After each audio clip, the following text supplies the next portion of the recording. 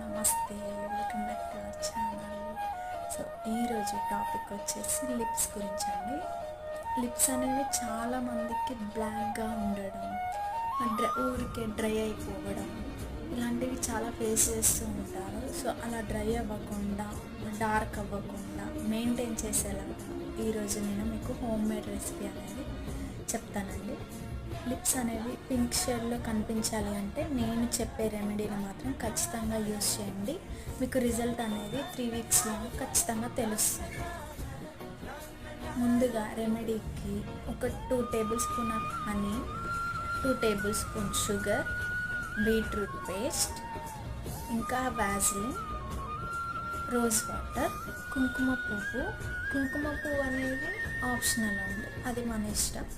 glycerin వచ్చేసి కూడా మనకి ఆప్షనల్, అది